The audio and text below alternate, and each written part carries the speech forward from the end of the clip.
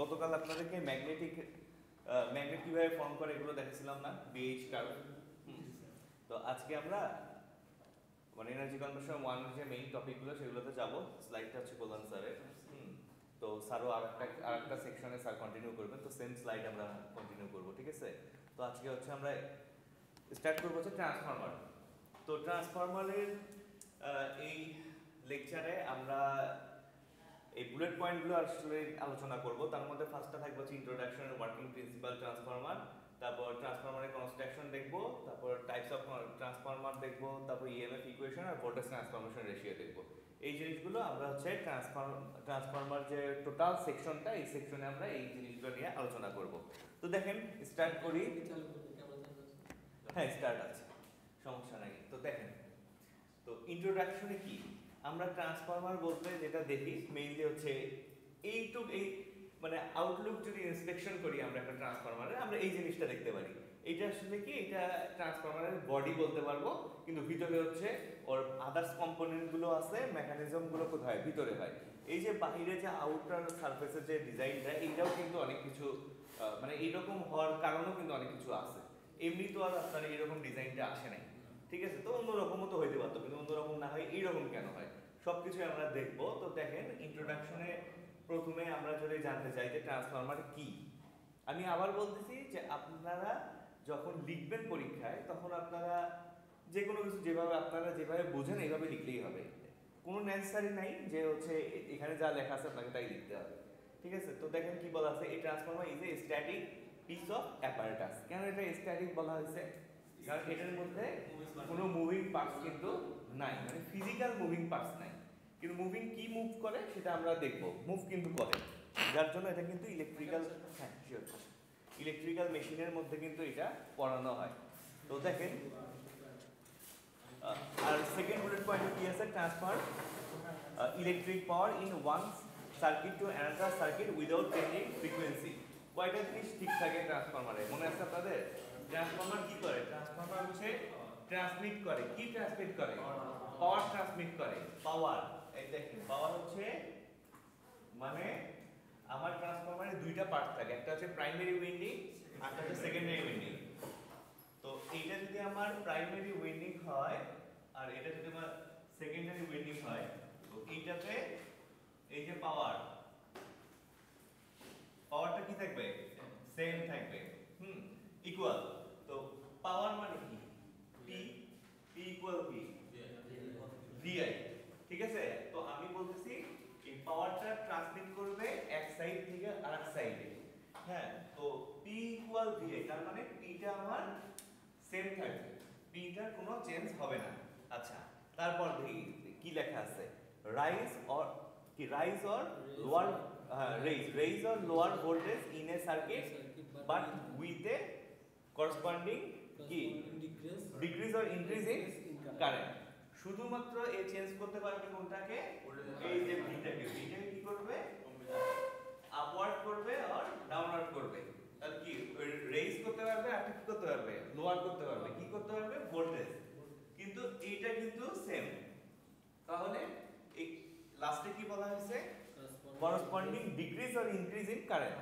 তার মানে যেহেতু আমার এইটা সেম থাকতেছে আর এইটা বাড়তেছে অথবা কমতেছে, তো এইটা যদি বাড়ে তাহলে এটা কমবে, আর এটা যদি কমে এটা তাহলে বাড়বে, যেহেতু এইটা দুইটা মাল্টিপ্লাই অবস্থায় আছে, ঠিক আছে না?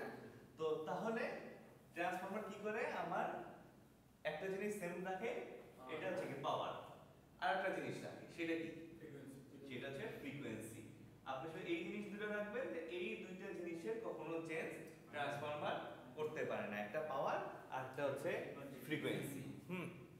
শুধু চেঞ্জ করে হচ্ছে ভোল্টেজ লেভেল, আর যেহেতু পাওয়ারটা সেম ওই জন্য ভোল্টেজ লেভেল চেঞ্জ করলে কারেন্টের লেভেলটাও অটোমেটিক চেঞ্জ হয়ে যায়। তো নেক্সট স্লাইডে দেখি কি বলা আছে। দেখেন ওয়ার্কিং প্রিন্সিপাল অফ ট্রান্সফরমার। ট্রান্সফরমারের তাহলে বেসিক কনস্ট্রাকশনটা কি রকম?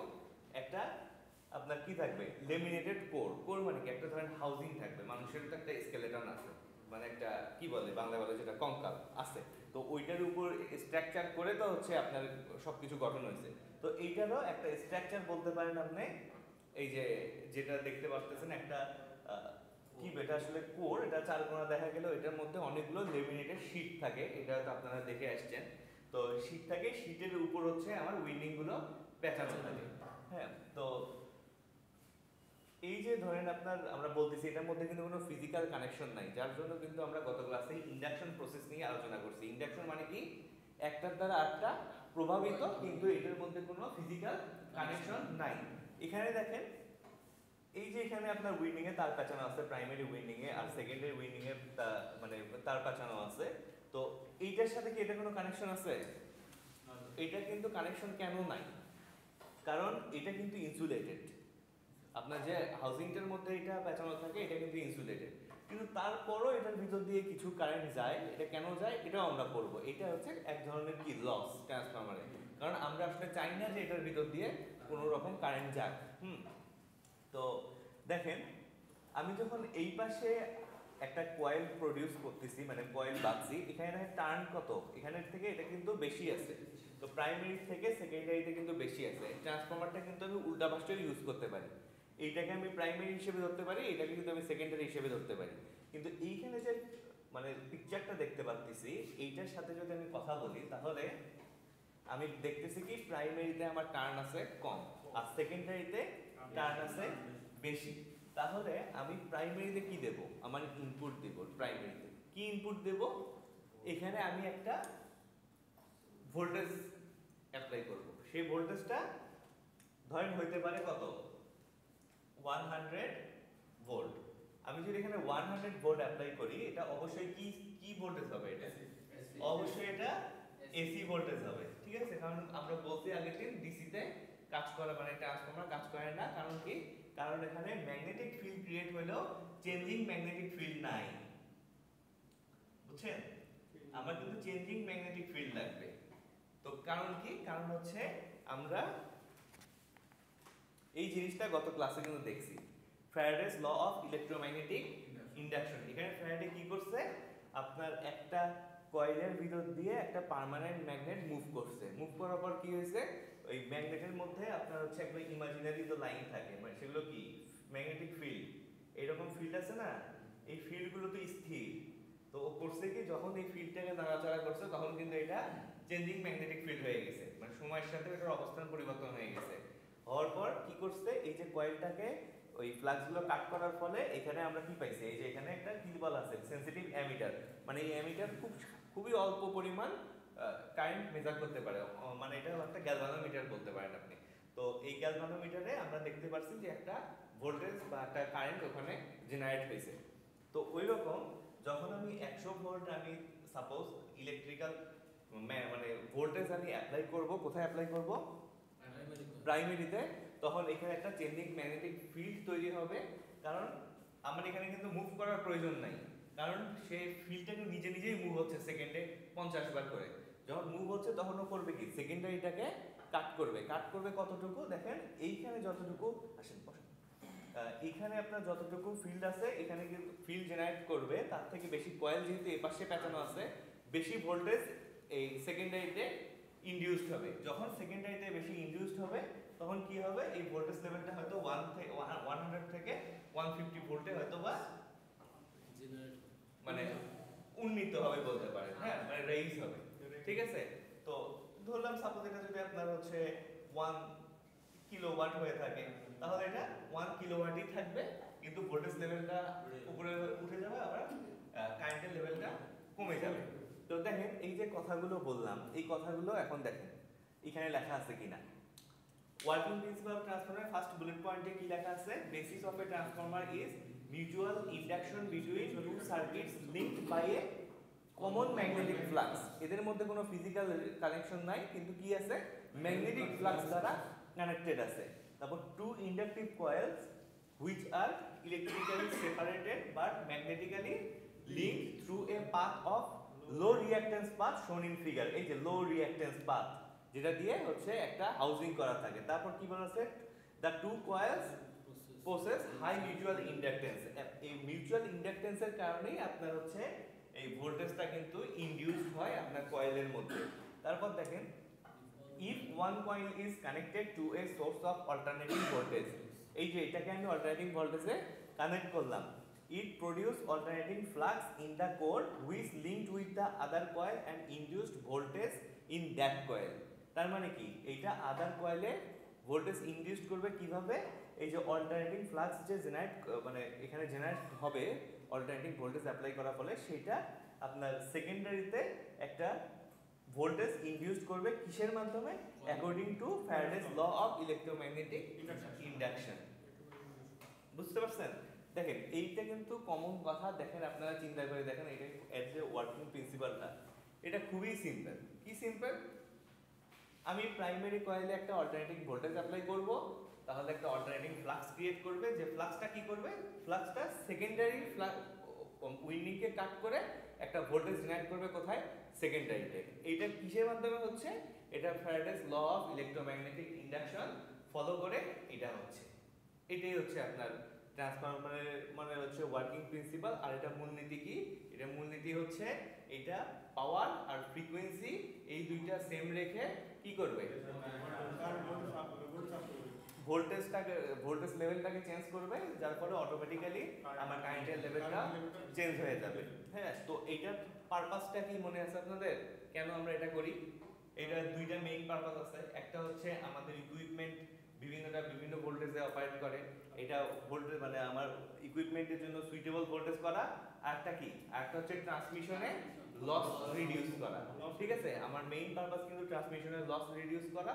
তারপরে যেটা ডিস্ট্রিবিউশন ট্রান্সফরমার, এ কি করে, এ আমার বাসাবাড়িতে হচ্ছে যে পরিমাণ ভোল্টেজ আসলে প্রয়োজন ওইটা সুইটেবল ভোল্টেজ আমার বাসাবাড়িতে সাপ্লাই দেয়, তাই না?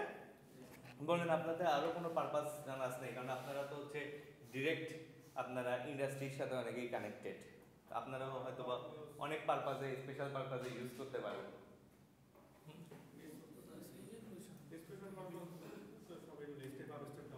হ্যাঁ, স্টেপ আপ স্টেপ ডাউন, ওই যে সুইটেবল করা আর কি, যে কোনো হচ্ছে ইকুইপমেন্টের জন্য আর কি।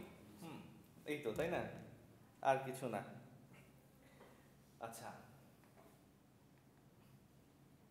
আচ্ছা, এখানে একটা লেঞ্জেস ল, এটার একটা ল আছে। এই লটা আমরা দেখবো যখন আমরা মোটরের দিকে যাব, তখন আমরা লেঞ্জেস লটা পড়বো। হ্যাঁ, লেঞ্জেস লটা আপাতত থাক। তো এখন আমরা আরো ডিপলি যাই, যে আমরা ওই ট্রান্সফরমারের আউটলুক ইন্সপেকশন না করে এখন হচ্ছে আরো ভিতরে মানে ঢোকার চেষ্টা করি। তো দেখেন কি কি পার্টস আছে মেইনলি একটা ট্রান্সফরমারে। দেখেন কোর আছে, উইন্ডিং আছে, ইনসুলেশন আছে, ট্যাঙ্ক আছে, টার্মিনালস এন্ড বুশিংস আছে, তারপর কি আছে, ট্রান্সফরমার ওয়েল আছে, oil conservator, breaker, radiators and fans, তারপর কি এক্সপ্যানশন ভেন্ট, ট্যাপ চেঞ্জার্স আর বুকলস রিলে। হ্যাঁ, তো এই পার্টগুলোর সমন্বয়ে মেইনলি একটা ট্রান্সফরমার গঠিত হয়। তো একটা একটা করে আমরা পার্ট এখন দেখব।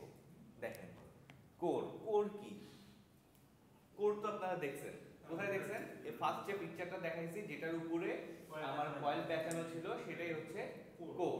তো এইটা তো আমি খুব স্বাভাবিকভাবে বলছি একটা কথা, যে যেটার উপর কয়েল পেঁচানো ছিল সেটা কোর, কিন্তু এর ভেতরে তো আরো কিছু কথা আছে। এই কথাগুলো দেখেন ডিসক্রাইব করে এখানে লেখা আছে। The core provides a low reactance path for electromagnetic flux and supports the primary and secondary windings. এটা হচ্ছে খুবই লো রিঅ্যাকট্যান্স একটা পাথ ক্রিয়েট করে, আর এটা কি করে, এটা হচ্ছে প্রাইমারি আর সেকেন্ডারি উইন্ডিং এর সাপোর্ট হিসেবে কাজ করে যেটার উপরে পেঁচানো থাকে। তারপর it is made by stacking thin sheets of high rate gain oriented steel which is separated by thin insulating material. প্রতিটা স্টিল দিয়ে তৈরি হলেও এটার উপরে কিন্তু লেমিনেটিং করা থাকে, ইনসুলেটিং ম্যাটেরিয়াল দিয়ে লেমিনেটেড করা থাকে। যদি তা না হইতো তাহলে কিন্তু একটার সাথে একটা লেগে শর্ট হয়ে যেত। মানে মোটামুটি আপনি বলতে পারতেন যে এত কাজ না করে একটা লোহার একটা স্ট্রাকচার তৈরি করে ওর উপর পেঁচাই দিলেই তো হইতো। এই জন্য কিন্তু পেঁচানো হয় না। হ্যাঁ, কারণ আমার কাছে লো রিঅ্যাকট্যান্স পাথ লাগবে, না হলে কিন্তু এটা একটার সাথে একটা শর্ট হয়ে যেত। হ্যাঁ, আচ্ছা, ইভেন এখন কি ইউজ করা হয় দেখেন, ইন অর্ডার এই ইনসুলেটিং ম্যাটেরিয়ালটা কেন বলা হয়, এটা হচ্ছে minimise hysteresis and eddy current loss. Eddy current loss আর হিস্টেরিসিস লসটাকে মিনিমাইজ করার জন্য এই হচ্ছে আপনার মেকানিজমটা ইউজ করা হয়। আর এই স্টিলগুলো কি করা হয় দেখেন, মেইনটেইন বিলো 0.1%, কি এইগুলো হচ্ছে 0.1% এর নিচে কার্বন ম্যাটেরিয়াল ইউজ করে আপনার হচ্ছে এই কোরটা হচ্ছে তৈরি করা হয়। আর এখানে আপনারা দুইটা টার্ম দেখছেন, একটা কি দেখছেন, একটা হিস্টেরিসিস লস, একটা এডি কারেন্ট লস। আমরা ট্রান্সফরমারের লস ক্যালকুলেট করব, লস নিয়েও আলোচনা করব। তখন আমরা ব্রিফলি পড়ব যে হিস্টেরিসিস লস কি, এডি কারেন্ট লস কি, কোর লস কি, কপার লস কি, এই জিনিসগুলো আমরা সামনের স্লাইডে পড়ব। এখন আমরা হ্যাঁ বলেন। আয়রন লস, এই যে কোর লসটাই হচ্ছে আপনার আয়রন লস। হ্যাঁ, কোর লসটাই আয়রন লস। এটা হচ্ছে ডিফারেন্ট কিছু নাম থাকে, যেমন এই কোর লসটাকে অনেক জায়গায় আপনাকে আয়রন লস বলা হয়। আর এই আয়রন লসটা মেইনলি দুইটা জিনিসের সমন্বয় হয়। একটা হচ্ছে এডি কারেন্ট লস, একটা হচ্ছে কি হিস্টেরিসিস লস, একটা আছে কি, একটা হচ্ছে আপনার কপার লস। মেইনলি দুই ধরনের লস হচ্ছে আপনার ট্রান্সফরমারে হয়, একটা কোর লস, একটা কপার লস। এই কোর লসের মধ্যে আপনি পাবেন হচ্ছে হিস্টেরিসিস লস আর এডি কারেন্ট লস। ওকে, তারপর কি বলা আছে দেখেন, এগুলো হচ্ছে সিলিকন স্টিল দিয়ে তৈরি করা হয়। এই জিনিসগুলো আপনারা পড়ে নেবেন যে এই ভিতরে কি কি বলা আছে। তারপর দেখেন sometimes heat treated to produce high permittivity and low hysteresis loss. যখন আপনার হিট বেশি জেনারেট হয় তখন কি হয়, তখন কিন্তু আপনার এই কপার বলেন বা কিছু বলেন, এগুলো কি বেড়ে যায়, রেজিস্ট্যান্স বেড়ে যায়। ঠিক আছে, পারমিটিভিটি অ্যান্ড লো হিস্টেরিসিস। তা যখন আপনার হিট জেনারেট হবে তখন কিন্তু আপনার এই যে এই লসগুলো কিন্তু আপনার বেড়ে যাবে। ঠিক আছে, ওর ভিতর দিয়ে কারেন্ট ফলো হওয়ার চান্স বেড়ে যাবে। আবার কি বলা আছে, laminating steel core use for reduce eddy current loss. ওই যে এটাই বারবার বলা হচ্ছে আপনার হচ্ছে ওই লেমিনেটিং শীটগুলো কেন ইউজ করা হয়, কেন ইউজ করে, কারণ হচ্ছে আমার ওই কোর লস কমানোর জন্য। কোর লসের মধ্যে কি আছে, কোর লসের মধ্যে আমার আছে হচ্ছে এডি কারেন্ট লস আছে, হিস্টেরিসিস লস আছে। হ্যাঁ, তো এই দুটো হচ্ছে কমানোর জন্য করা হয়। আর দেখেন কোরগুলোর থিকনেস কিরকম হয়, 0.35 মিলিমিটার হয়। আর হচ্ছে আপনার 0.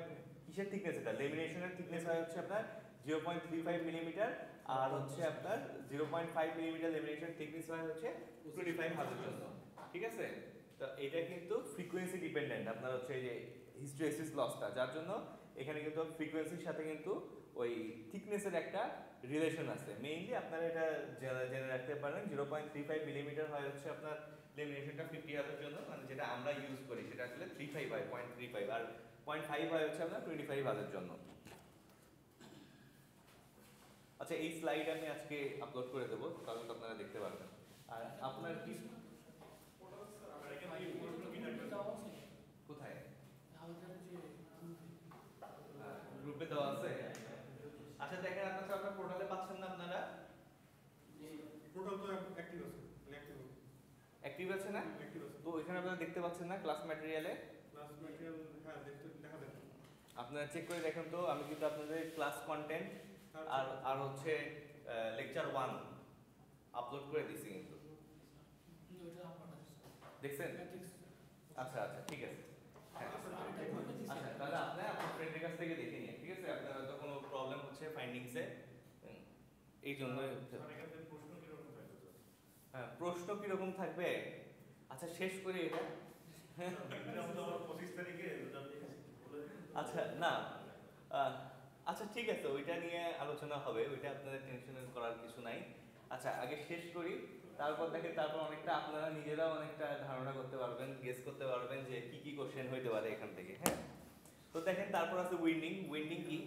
উইন্ডিং হচ্ছে কোরের উপর যেটা প্যাঁচানো থাকে সেটাই আসলে উইন্ডিং। এটা কি দিয়ে হয়? এটা মেইনলি হচ্ছে কপার কি কপার কেবল দিয়ে হয়, তো কপার ওয়্যার দিয়ে হয়। দেখেন এখানে কি বলা আছে, transformer carries 2 sets of windings per phase. এখন primary winding and secondary winding, this winding consists of separate turns of copper or aluminium conductors. তো আপনারা কি কি কন্ডাক্টর ইউজ করেন সবচেয়ে বেশি ট্রান্সফরমারে, অ্যালুমিনিয়াম নাকি কপার? কপারটা বেশি। অ্যালুমিনিয়াম কেন করেন না? অ্যালুমিনিয়াম তো সস্তা কপারের তুলনায়, চিপ। হ্যাঁ, কেটে যাওয়ার পসিবিলিটি বেশি হয়, মানে হিট বেশি জেনারেট করে। হ্যাঁ, লস বেশি, কারণ হিট বেশি হয় এই জন্য লসও বেশি হয়, তাই না? বেটার পারফরম্যান্সের জন্য কপার ইউজ করা হয়, তাই না? তো যখন আমি পারফরম্যান্সকে স্যাক্রিফাইস করব, কস্টকে আমি হচ্ছে বেশি প্রায়োরিটি দেব, তখন আমি কি ইয়ার দিকে যাবো, অ্যালুমিনিয়ামের দিকে, তাই না? আচ্ছা, তারপর দেখেন, out of the primary winding and secondary winding, the one which is rated for high voltage is known as high voltage side. আচ্ছা, এই উইন্ডিং দেখে আমরা বুঝতে পারবো কোনটা আমার হাই ভোল্টেজ সাইড, কোনটা লো ভোল্টেজ সাইড। কিভাবে বুঝবো? টার্নের সংখ্যা দেখে বুঝতে পারবো। যেমন আমরা প্রথমে যে একটা পিকচার দেখছিলাম, ওইটা যদিও একটা কার্টুনিস্ট পিকচার ছিল, তারপরেও ওইখানে বোঝা গেছে যে এক পাশে কম টার্ন আছে আর এক পাশে বেশি টার্ন আছে। হ্যাঁ, আর এইখানে একটা জিনিস মনে রাখবেন, আমরা যে ট্রান্সফরমারের ছবিটা দেখাচ্ছি এটা কিন্তু single phase transformer. Three phase যদি ট্রান্সফরমার হয় তাহলে কিন্তু প্রতিটা ফেজের জন্য এক জোড়া করে, ওয়ান পেয়ার করে কিন্তু আপনার উইন্ডিং থাকবে। মানে প্রাইমারি হচ্ছে ধরেন ফেজ 1, ফেজ 2, ফেজ 3। ফেজ 1 এর জন্য একটা প্রাইমারি থাকবে, সেকেন্ডারি একটা থাকবে। ফেজ 2 এর জন্য একটা প্রাইমারি থাকবে, একটা সেকেন্ডারি থাকবে। ফেজ 3 এর জন্য একটা প্রাইমারি, একটা সেকেন্ডারি থাকবে। ঠিক আছে? এটা কিন্তু 3 ফেজের জন্য। কিন্তু আমরা যেটা পিকচার দেখতেছি এটা হচ্ছে একটা বেসিক পিকচার। এটা হচ্ছে সিঙ্গেল ফেজের জন্য। আমরা ওই যে আরবিতে দেখি না যে পোলের দেখা যায় তিনটা করে একসাথে ইয়া করা আছে, ওগুলো হচ্ছে সিঙ্গেল ট্রান্সফরমার, মানে তিনটা ফেজের জন্য তিনটা দেওয়া আছে, তাই না? আর এটা কিন্তু নট নেসেসারি যে আপনার এইরকমই হবে যে এই পাশে প্রাইমারি থাকবে, এই পাশে সেকেন্ডারি থাকবে, এরকম কিন্তু না। আপনার কিন্তু এরকমও থাকে যে এখানে হচ্ছে প্রাইমারি, এটার উপর দিয়ে আরেকটা আছে, সেটা হচ্ছে আপনার সেকেন্ডারি, এরকম কিন্তু হয়। তাছাড়া আপনি যদি গোল গোল ট্রান্সফরমারগুলো দেখেন ওইটা কিভাবে সম্ভব, বুঝছেন? ওটা কিন্তু এইভাবে হয়, শেল টাইপ যেভাবে আপনি বলতেছেন, হ্যাঁ এইভাবে কিন্তু আপনার হয়। এই যে in shell type transformer the winding is split to several coils few turns of a conductor. হ্যাঁ, এই যে the high voltage side are sandwiched between the low voltage coil, মানে একটা একটার মধ্যে থাকে আর কি, বুঝছেন? তো এগুলো আপনারা দেখে নিতে পারেন। এখন দেখেন ইনসুলেশন। ইনসুলেশন কি? ইনসুলেশন কি বলেন? ইনসুলেশন মানে তো এইখানে দেখেন, এখানে তিনটা আছে, হইতে পারে এটা প্রাইমারি, এটা সেকেন্ডারি, এটা প্রাইমারি, এটা সেকেন্ডারি, মানে যে আপনার হচ্ছে তিনটার জন্য আছে, যেটা হোক যেভাবে কাউন্ট করা হোক। তো একটার সাথে যদি একটার কোনো ফিজিক্যাল কানেকশন থেকে যায় তখন কি হবে? তখন শর্ট হয়ে যাবে। তখন কি হবে? তখন হচ্ছে ট্রান্সফরমার মানে ফল্ট হবে, সেটা ট্রান্সফরমারের মধ্যে ফল্ট হবে, হ্যাঁ পুড়ে যাবে। তাহলে এটার মধ্যে ইনসুলেশন কিভাবে ইউজ করা হয়, এটা কি কি দিয়ে ইনসুলেশন করা হয় দেখেন। আমি যদি এই পয়েন্টটা পড়ি, দেখেন the core winding and insulation are the most basic part of a transformer and are present in all types. প্রতিটা ট্রান্সফরমারেই হচ্ছে ইনসুলেশন ইউজ করা হয়। কিসের ইনসুলেশন ইউজ করা হয়? একটা কোর থেকে আরেকটা করে মধ্যে কোনো যেন ফিজিক্যাল কানেকশন না আসে, এবং সেটা ফিজিক্যাল কানেকশন না আসার জন্য কি কি ব্যবস্থা নেওয়া হয় সেটা দেখেন কি বলা আছে। Insulation is the most important part of a transformer. Insulation failures can causes the most key severe damage of transformer. Insulation is required between windings and cores, between windings each turn of the winding Winding and the core, between winding kind getting is turn parts and all that. The insulator should have high dielectric resistance, good mechanical properties and high temperature. with stern ability. কেন? কারণ কি? কারণ এইটা যেন temperature gain করার পরেও যেন ইনসুলেশনটা নষ্ট না হয়, সেই ক্যাপাবিলিটি আপনার থাকতে হবে। কিসের? যে ইনসুলেশন ইউজ করব সেই ইনসুলেশনের কোনোভাবে যেন ফিজিক্যালি আপনার অ্যাটাচ না হয়। হ্যাঁ, এইটা কিন্তু এনশিওর করতে হয় আপনার ট্রান্সফরমারে। তো ট্রান্সফরমার ইনসুলেশন কিন্তু একটা মোস্ট ইম্পর্টেন্ট পার্ট। তারপর দেখেন এই যে ট্যাঙ্ক। এখন আপনি বলতে পারেন ট্যাঙ্ক এই যে এখন কথা আসতে পারে যে এই ট্যাঙ্কটা এরকম কেন? হ্যাঁ, কুলিং পারপাসে ইউজ করে। এগুলো কি আপনারা কি বলেন? রেডিয়েটর, তাই না? রেডিয়েটর। আপনি হচ্ছে যখন আপনি বড় বড় ট্রান্সফরমার দেখবেন, যেমন আপনাদেরকে বলছিলাম কি ফার্স্ট ক্লাসে যে আমাদের মেইনলি জেনারেশন কত ভোল্ট হয়? জেনারেশন হয় 11 কেভি। আর আমার ট্রান্সমিশন কত? 230, 400 ও আছে আমার, এত কেভি। তাহলে আমার যে ট্রান্সফরমারগুলো হচ্ছে জেনারেশনে ইউজ করা হয় গ্যাটিং স্টেশনে, ওগুলো 11 কেভি কে দেখেন অ্যামপ্লিফাই করে কত দেয়? 230 কেভি, 400 কেভি। এগুলো বিশাল বিশাল ট্রান্সফরমার ইউজ করে যেখানে বিশাল হিট জেনারেট হয়। তখন আপনি দেখবেন এই রেডিয়েটরগুলোতে আবার ফোর্স কি করা হয়? এয়ার হচ্ছে ফোর্স করা হয়, এগুলো ফ্যান লাগানো থাকে। আর আমাদের যেগুলো হচ্ছে আপনার ডিস্ট্রিবিউশনে দেখি মাথার উপর ডেস্কোতে প্রেসারে এগুলোতে যেটা দেখি, এগুলোতে কি শুধুমাত্র রেডিয়েটর ইউজ করা হয়। রেডিয়েটর দিয়ে কি হয়? যখন এয়ার সার্কুলেট হয়, এই এয়ার হচ্ছে এগুলোর মধ্যে বাধা পেয়ে এয়ার জমা হয়। জমা হয়ে কি হয়? ওই ভিতরে যখন ওই হিটটা হচ্ছে আপনার এক্সচেঞ্জ করে কার সাথে? এয়ারের সাথে এক্সচেঞ্জ করে। হ্যাঁ, আরো একটা মেকানিজম আছে, এই মেকানিজমটা আমরা সামনে পড়তেছি। কারণ তো এই জন্যই আসলে এটার বডিটা এই শেপ দেওয়া হয়েছে কুলিং পারপাসে, যেন কুলিংটা যেন ভালোভাবে হয়, আবার সুবিধা মানে সহজে যেন কুলিংটা হয়।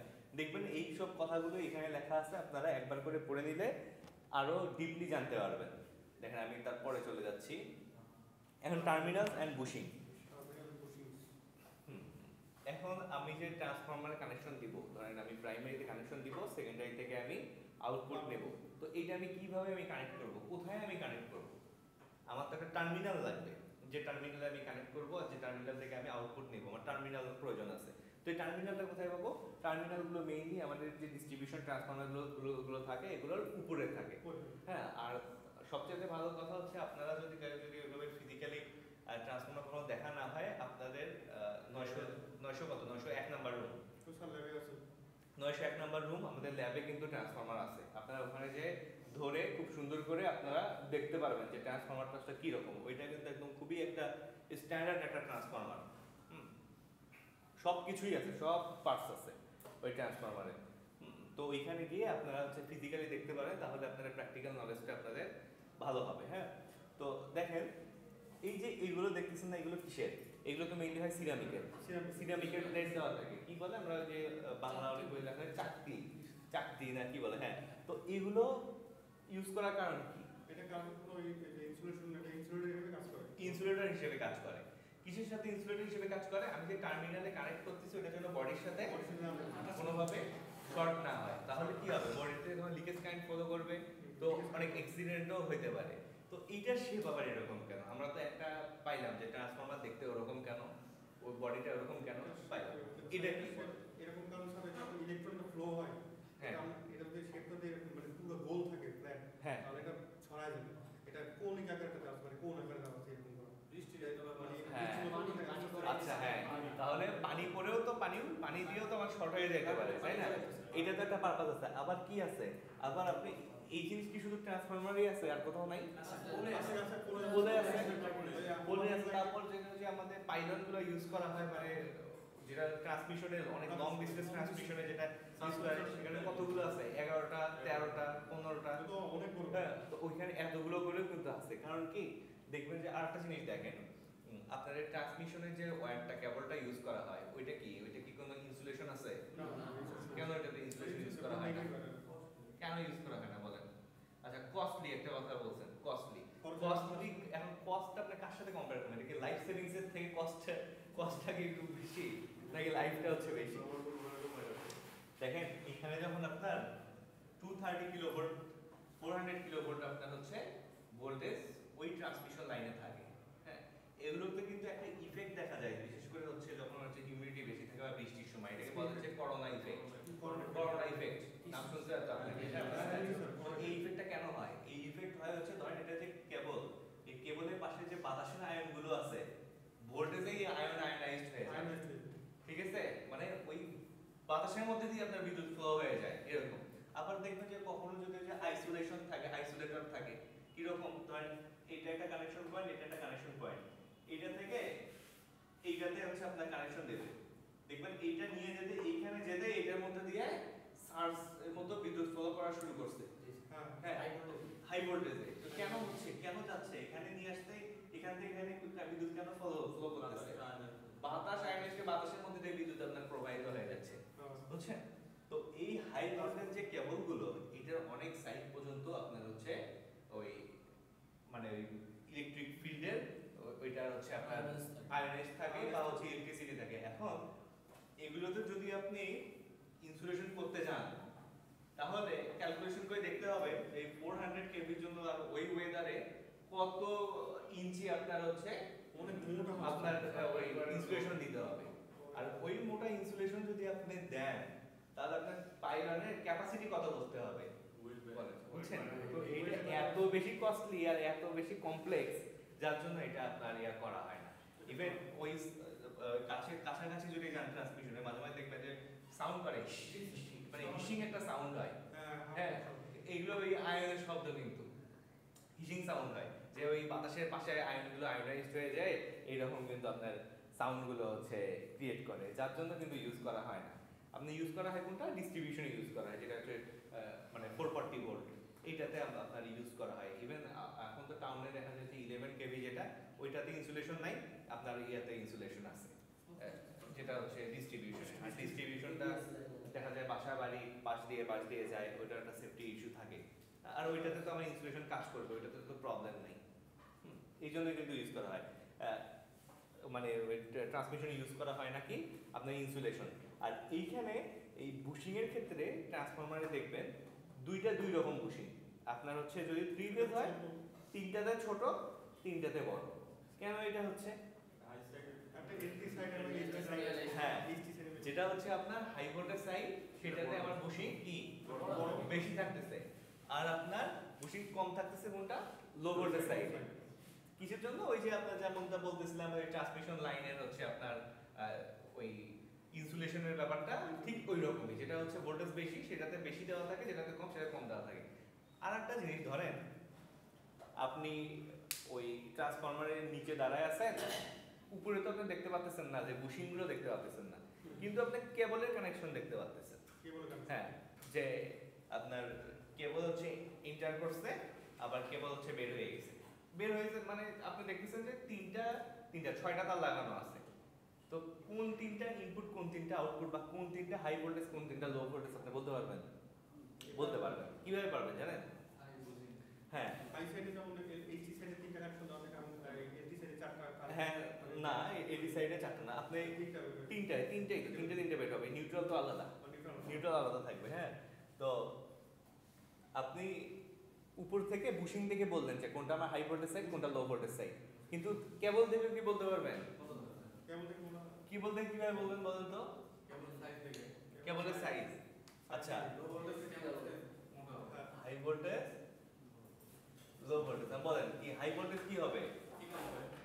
হাই ভোল্টেজ মোটা কেবল তাহলে চিকন। আচ্ছা, থিন কেবল। আচ্ছা, আর এটা মোটা।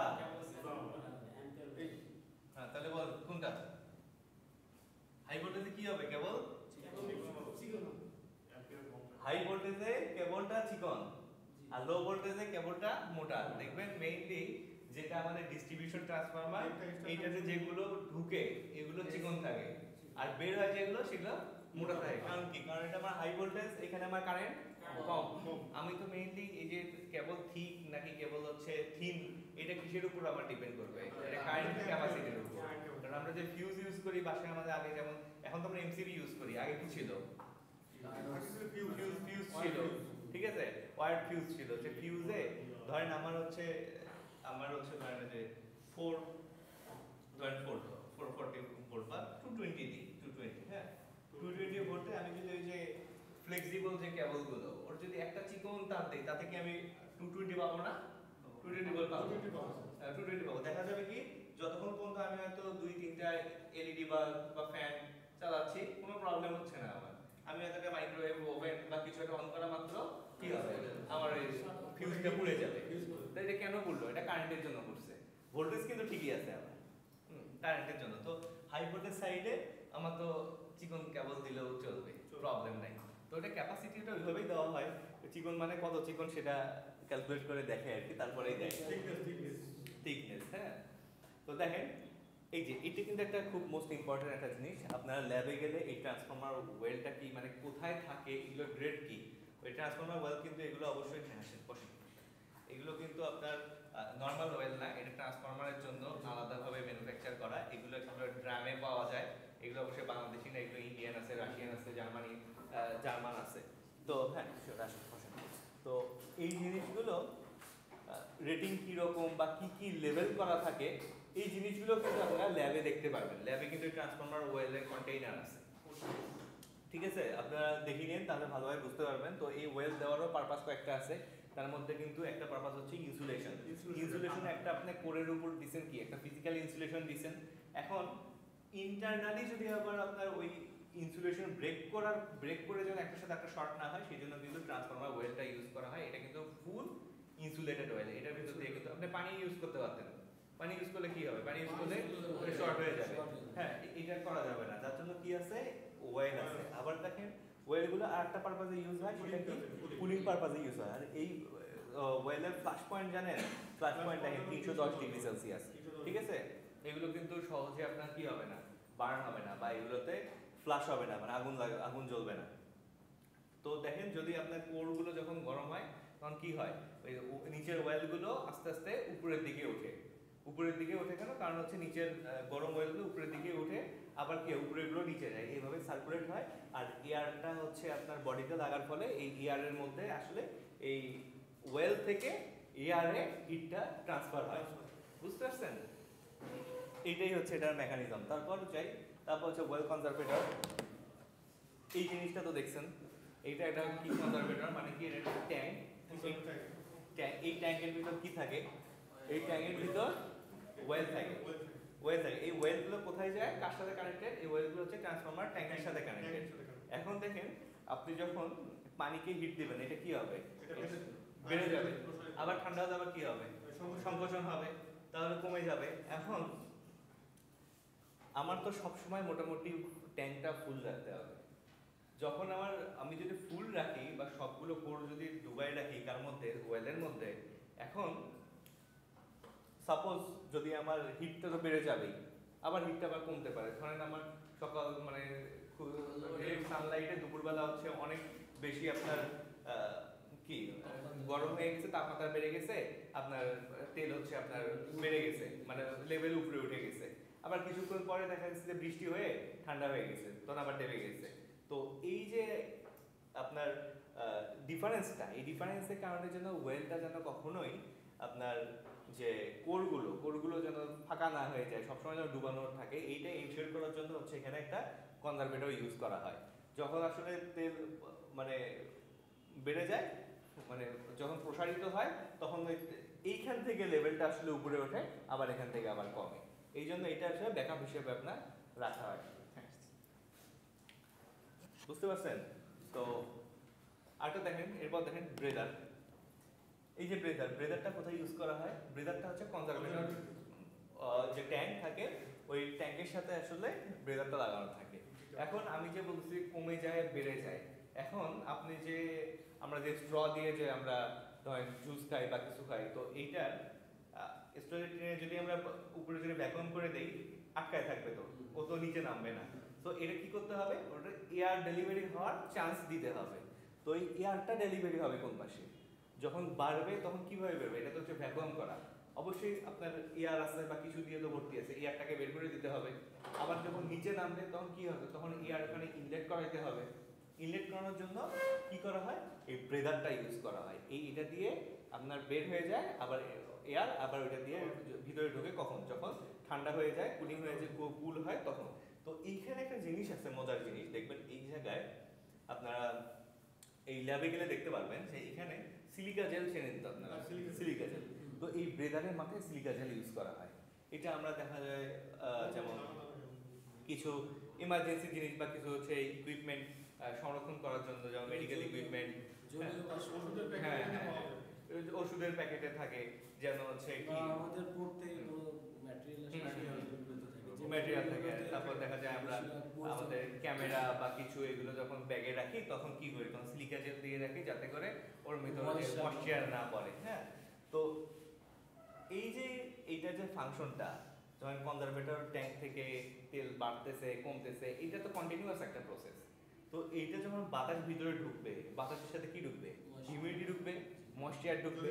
আর ময়েশ্চার ঢুকতে ঢুকতে যদি এই তেলের মধ্যে ময়েশ্চারের পরিমাণ বেড়ে যায়, তাহলে তো আমার ওই যে পানি যে কারণে দেই নেই সেটা তো আমার আর ইস্যুটা আবার ইস্যু নতুন করে ক্রিয়েট হচ্ছে। দেখা যাবে কি তখন এর মধ্যে একটা পাথ ক্রিয়েট হয়ে যাইতে পারে। এই ট্যাঙ্কের ভিতর যেন আমার কোনোভাবেই ওই ময়েশ্চার প্রবেশ না করে, এই জন্য এই ব্রেদারের মাথায় অনেকগুলো সিলিকা জেল দেওয়া থাকে। বুঝছেন? আর সিলিকা জেল তো জানেন, সিলিকা জেল প্রথম কি কালার থাকে? ব্লু কালার থাকে। হ্যাঁ বুঝতে পারছেন? তো আস্তে আস্তে কি হয়, আস্তে আস্তে ও যখন আপনার ওই ময়েশ্চার নিতে থাকে তখন আস্তে আস্তে তখন গ্রিন হয়ে যায়। নাকি গ্রিন না সাদা হয়? আগে কি থাকে? হোয়াইট থাকে নাকি ব্লু থাকে?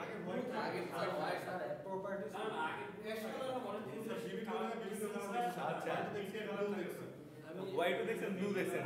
এইটা ইনিশিয়ালি একটা কালার থাকে, হ্যাঁ, তারপর আস্তে আস্তে ময়েশ্চার কালেক্ট করতে করতে মেবি এটা হচ্ছে ব্লু কালার থাকে এটা এটা পরে ash color হয়ে যায়। ময়শ্চার অ্যাশ কালার আস্তে আস্তে একদম হোয়াইট হয়ে যায় যখন আপনার ময়শ্চার যখন ফুল হয়ে যায় তখন হচ্ছে হোয়াইট হয়ে যায় তারপরে আপনাকে কি করতে হবে এটা চেঞ্জ করতে হবে ইনিশিয়ালি ব্লু থাকে আমার মনে পড়তেছে প্রপার্টিস অনুযায়ী মানে যেটা যেখানে ব্যবহার করি যদি আমরা ফ্রিজের ক্যাপিলারি যেটা আছে ওটার ভিতরে আমরা গ্রিন কালার ইউজ করা হয়।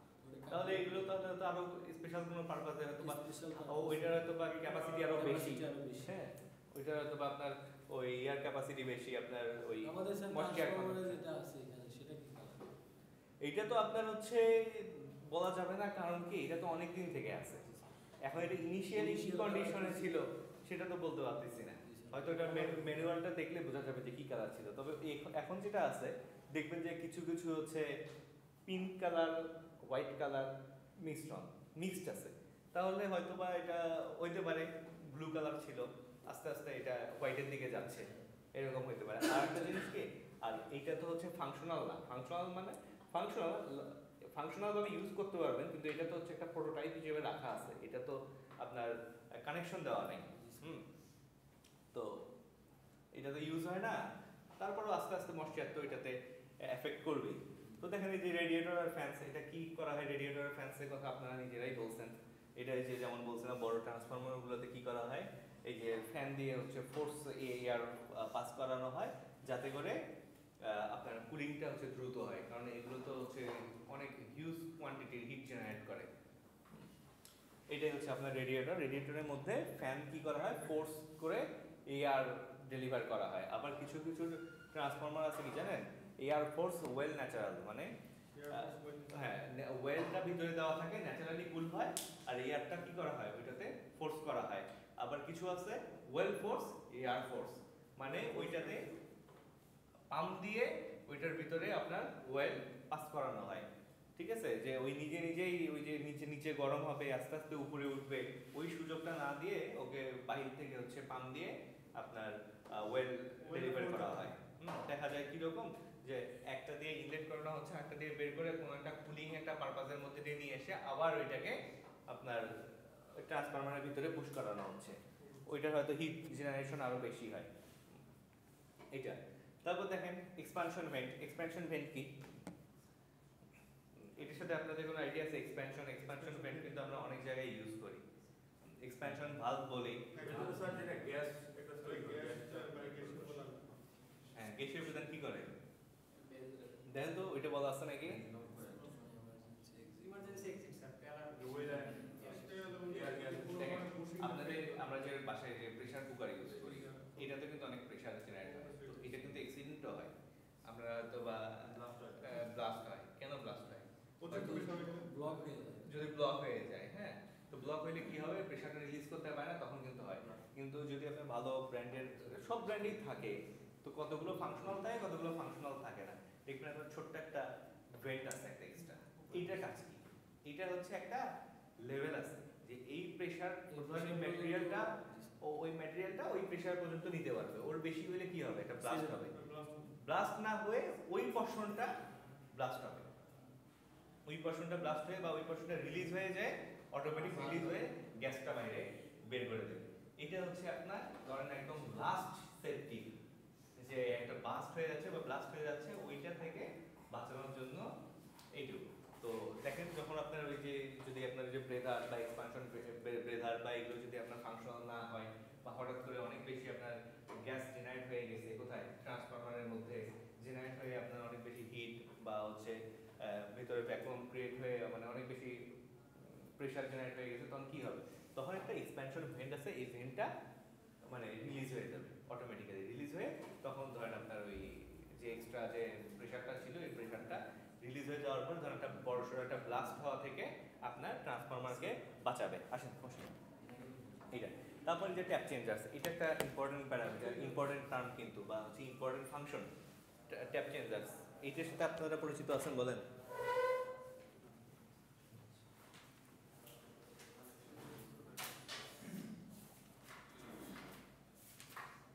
ট্যাপ চেঞ্জার্সটা কি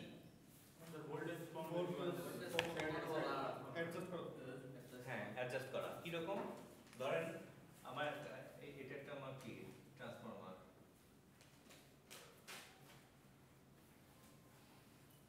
এটা আমার প্রাইমারি উইন্ডিং, এটা আমার সেকেন্ডারি উইন্ডিং।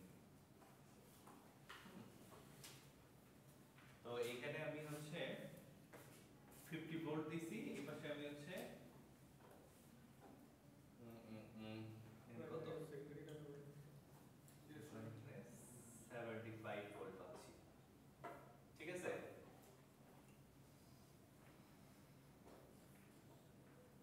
এই যে এইটা 75 ভোল্ট, বুঝতে পারছেন? আমি প্রাইমারিতে দিচ্ছি 50 ভোল্ট, সেকেন্ডারিতে পাচ্ছি 75 ভোল্ট। কিন্তু এইখানে কখন আমি পাচ্ছি 75 ভোল্ট? যখন আমি এইখানে আর এই জায়গায় আমি যখন আউটপুট নিচ্ছি, আউটপুট কিসের সাপেক্ষে? এই উইন্ডিং আর এই উইন্ডিং থেকে যখন নিচ্ছি তখন আমি কত পাচ্ছি? 75 ভোল্ট। তো এইখানে আমি আর কিছু অপশন রাখতেছি এইখান থেকে আউটপুট নেওয়ার। তখন কি আছে? এটা ধরেন 25, এটা ধরেন 50। বুঝতে পারছেন? যখন আপনার রেশিও যদি 1:1 হয়, প্রাইমারি আর সেকেন্ডারি রেশিও যদি 1:1 হয়, তাহলে কত হবে? প্রাইমারিতে আমি যে ভোল্টেজ দিব, সেকেন্ডারিতে আমি সেম পাবো। আমি সেকেন্ডারিতে কম বেশি কেন পাই? কারণ আমার হচ্ছে উইন্ডিং, মানে টার্নের যে হচ্ছে নাম্বার, এটার কম বেশি থাকে, তাই না? তো ধরেন এটা এই পাশে যদি 50 ভোল্ট দেই, এটা আমার লো ভোল্টেজ সাইড, এই পাশে ধরলাম আমি 100 টার্ন আছে, ঠিক আছে? তো আমি এই যে এইখান থেকে এই পর্যন্ত 100 টার্ন, দেখতে পাচ্ছেন? কার কনফিউশন ছিল? দেখেন এইটুকুতে 100 টার্ন, আর এই জায়গায় হচ্ছে আমার এখানে হচ্ছে 150 টার্ন, আর এই যে এইটুকুর মধ্যে আমার আছে কত? 50 টার্ন। এটি আচ্ছা, এটা ক্লিয়ার করে যদি আমি ড্র করি তাহলে আপনাদের বেবি বুঝতে সুবিধা হবে। ওয়েট,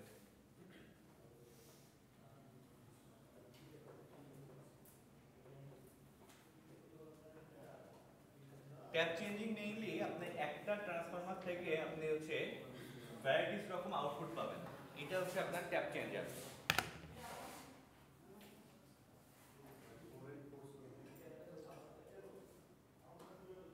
এটা হচ্ছে আমার প্রাইমারি উইন্ডিং, এটা আমার সেকেন্ডারি উইন্ডিং। তো এইখানে আমার সাপ্লাই হচ্ছে 50 ভোল্ট এসি। তো এইখানে একটা টার্ন আছে, তার নাম্বার অফ টার্ন।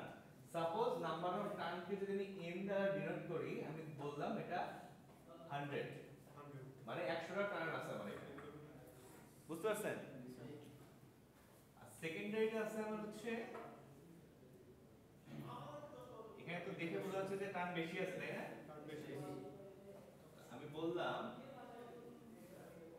এইখানে আমি পাইছি হচ্ছে 75 ভোল্ট এসি, এখানে n আছে হচ্ছে কত? 150। যার জন্য আমার কি হইছে? যার জন্য আমার এই পাশে 50 ভোল্ট দেওয়ার পরে ও পাশে আমি কত ভোল্ট পাইছি? 75 ভোল্ট, কারণ ওখানে বেশি আছে। এখন আমি যদি কোনোভাবে এইখান থেকে একটা, এইখান থেকে একটা আমি যদি আউটপুট নিতে পারি, ধরেন এই যে এখান থেকে এখানে কত?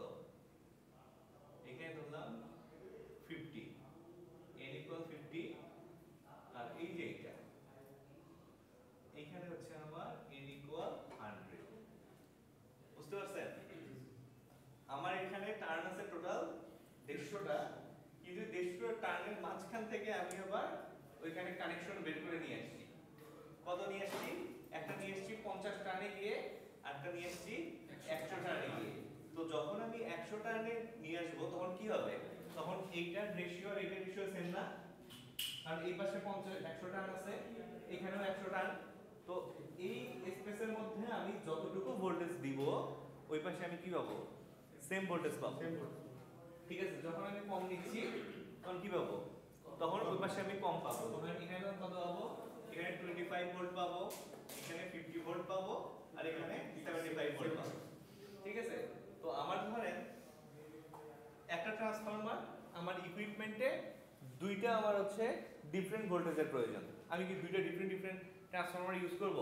আমার তো ডিফারেন্ট ট্রান্সফরমার ইউজ করার দরকার নেই। আমি করব কি, একটা ট্রান্সফরমারের মাঝখান থেকে আমি একটা কানেকশন নিয়ে আসবো যতটুকু আমার প্রয়োজন। তাহলে কি হচ্ছে, এই যে এই জিনিসগুলোকে বলা ভোল্টেজটা চেঞ্জ করতেছি এক লেভেল থেকে আরেক লেভেলে এই ট্যাপ করে, এই জন্য এটার নাম হচ্ছে কি ট্যাপ চেঞ্জার। মাঝে মাঝে কি করা হয় এই জিনিসটা আমি বললাম হয়তো ছোটখাটো ইকুইপমেন্টের জন্য, আর যেগুলো হচ্ছে আমার ডিস্ট্রিবিউশনের বড় ট্রান্সফরমার ইউজ করে এগুলোতে কি হয় কোনো জায়গায় দেখা যায় ভোল্টেজ লেভেলটা কমে যায়, তখন ভোল্টেজ লেভেলটা অল্প কিছু আপগ্রেড করার জন্য এই বড় বড় ট্যাপ চেঞ্জারগুলো করা হয়। দেখা যায় যে 10 ভোল্ট 15 ভোল্ট আপ করে দেওয়ার জন্য দেখা যায় যে আমার এলাকায় সবসময় হয়তো বা 190 ভোল্ট থাকতেছে, হ্যাঁ আমার ডিমান্ডের কারণে বা যেটাই হোক পাওয়ার ফ্যাক্টরের কারণে 190 ভোল্ট থাকছে, আমার তো এটা 200 উপরে নিয়ে যেতে হবে, ন্যাচারালি 220 নিয়ে যেতে হবে, তখন কি করে মানে ছোট ছোট ট্যাপ চেঞ্জার্স আছে, মানে ট্যাপটা চেঞ্জ করে আপ আর ডাউন একটু করা যায়, মানে মেইনলি হচ্ছে ভোল্টেজ লেভেলটা চেঞ্জ করার যে একটা সিস্টেম সেটাই হচ্ছে আপনার ট্যাপ চেঞ্জার্স, ঠিক আছে। আচ্ছা লাস্ট বুকলস রিলে। বুকলস রিলে কি বলেন তো? রিলে তো আপনারা চেনেন, normally automated device, normally close system switch, normally close. Close.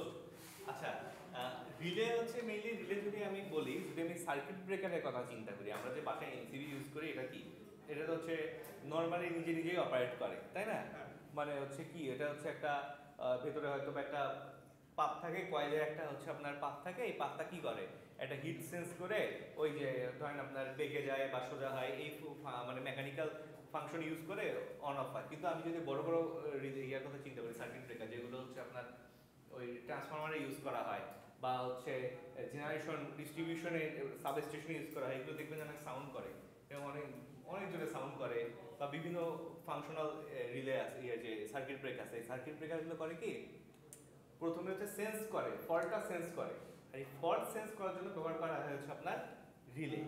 এই রিলে ফল্টটা সেন্স করে ও হচ্ছে সার্কিট ব্রেকারকে অন অফ করায়, হ্যাঁ মানে সার্কিট ব্রেকারের যে ফাংশনটা এইটা সেন্স করার জন্য ইউজ করা হচ্ছে রিলে।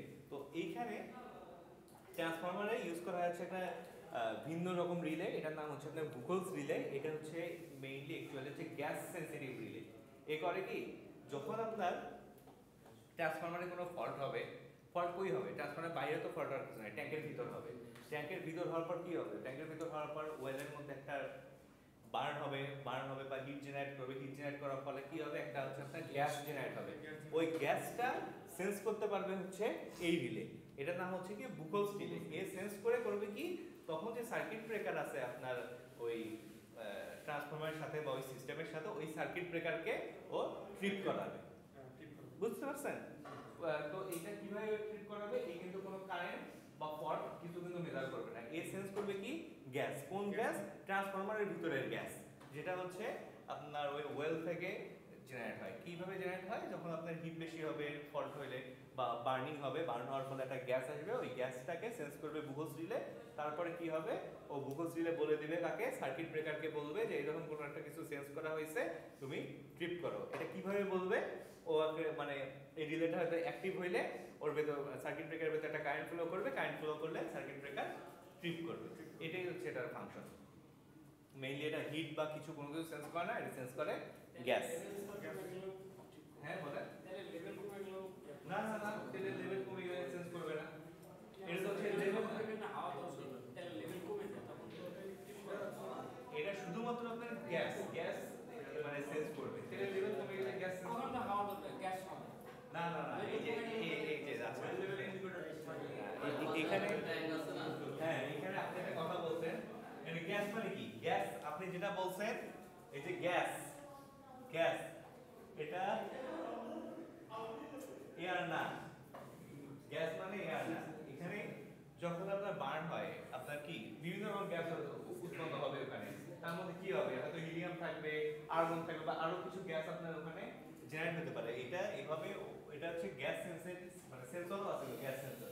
আপনার বাসা বাড়িতে কি ইউজ করি, মিথেন ইউজ করি, তো গ্যাস লিকেজ হচ্ছে কিনা আমরা গ্যাস সেন্সর ইউজ করি কিনা, তো বাতাসে তো এটা তো আপনার আমাদের ইন্ডিকেটর দেয় না যে হচ্ছে গ্যাস লিক হয়েছে, শুধুমাত্র যখন মিথেন পায় তখনই সে বলে যে হচ্ছে গ্যাস লিক হয়েছে, তাই না?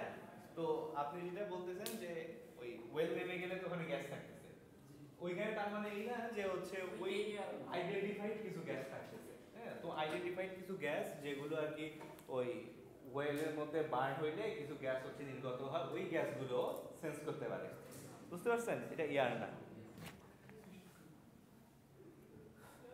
আচ্ছা আপনারা এগুলো আপনারা দেখে নিয়ে নিজেদের মতো করে একবার দেখে নেবেন, তাহলে ক্লিয়ার হয়ে যাবেন, ঠিক আছে? এখন ওই যে টাইপস অফ ট্রান্সফরমার আমরা পরদিন নেক্সট ক্লাস থেকে ইনশাল্লাহ দেখবো, ঠিক আছে? আপনারা